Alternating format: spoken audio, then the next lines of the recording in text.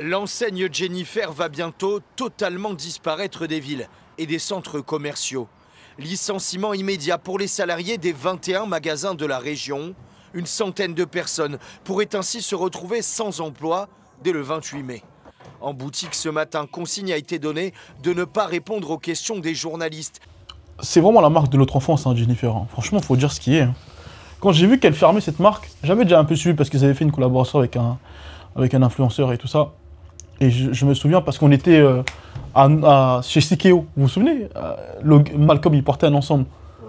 C'était en collaboration avec un influenceur, avec... Exactement. Ah ouais. Moi, je me souviens que les bandes, quand j'avais vu les bandes, je me suis dit, oh, c'est Adidas. Il m'a dit, non, c'est un influenceur qui a fait une collaboration avec Jennifer. Et je me suis dit, mais attends, c'est une bête d'idée, ça. Parce que, pour moi, Nike, ça va être ça le futur pour Nike. De prendre des célébrités et qui créent leur vision de Nike. Comme Kanye a fait avec Adidas. Et comme Kanye voulait faire avec Nike. Je pense qu'on va le futur des marques qui ont excellé pendant X temps, qui ont dominé le marché, ça sera ça.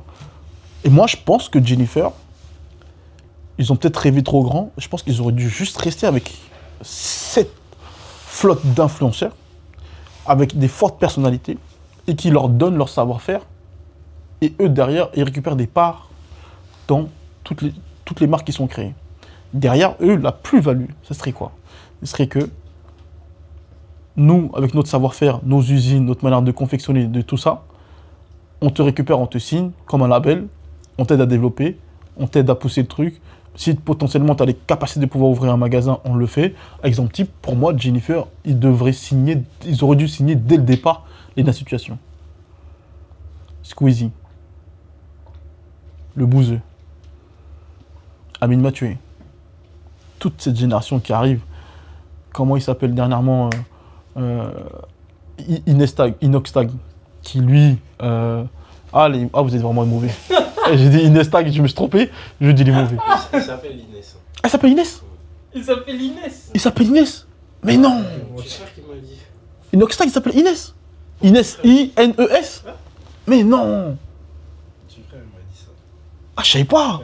Il m'a dit, tu sais, Inoxtag s'appelle Inès. Il dit arrête tes bêtises. Ah, les parents, ils ont... Ah putain, c'est ouf. Ok. Bah, pour moi, ils auraient dû prendre tous ces talents-là. Mais tu vois, les signer et leur dire, écoute, on développe ta marque, notre branding à nous, notre marque à nous, elle n'est pas là. Nous, c'est uniquement sur le savoir-faire et après on récupère des parts dans ton truc. Comment tu veux qu'il coule en faisant ça? Comment tu veux qu'il coule en faisant ça? Donc au lieu d'avoir des exigences en se disant nous on va créer des collections pour vendre aux gens, quand tu n'as plus la capacité, il faut laisser ça, c'est pas grave. Mais tu as acquis pendant X temps un savoir-faire, il y a une nouvelle vague qui arrive, mets-toi dans la nouvelle vague. En plus, tu es toujours cohérent parce qu'en fait, pendant des années, tu as habillé cette vague-là. Maintenant, cette vague-là grandit, a de l'influence, bah, tu es présent, tu l'accompagnes dans son influence. Logique. Logique. En mode centre de formation. Tu es un centre de formation.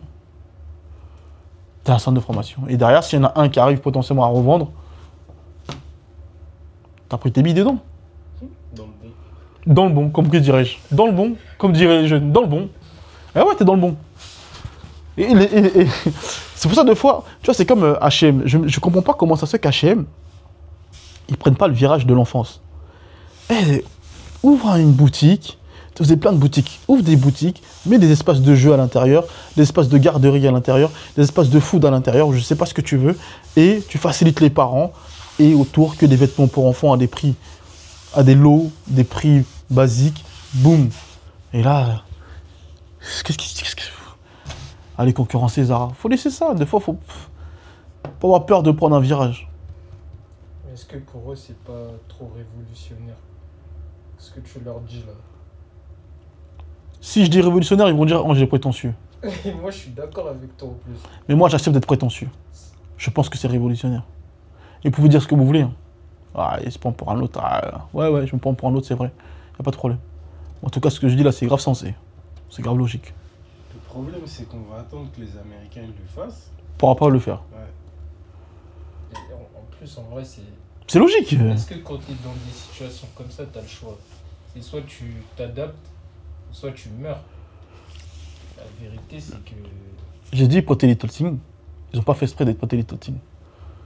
On m'a dit que je suis prétentieux. Que je me prends pour un autre. Que des mecs qui ont fait le million, ils n'ont pas fait exprès. C'est pas une question d'argent. Hein. Parfois, tu es sur des coups, ça tombe sur toi. Personne ne perce inconsciemment, je suis d'accord. L'analyse d'avoir dit on va développer des vêtements pour les femmes qui ont des formes, c'était une bête d'idée. Il y avait une vague qui arrivait, c'était une bête d'idée. De plus en plus de gens sont en surpoids. Regarde bien dehors.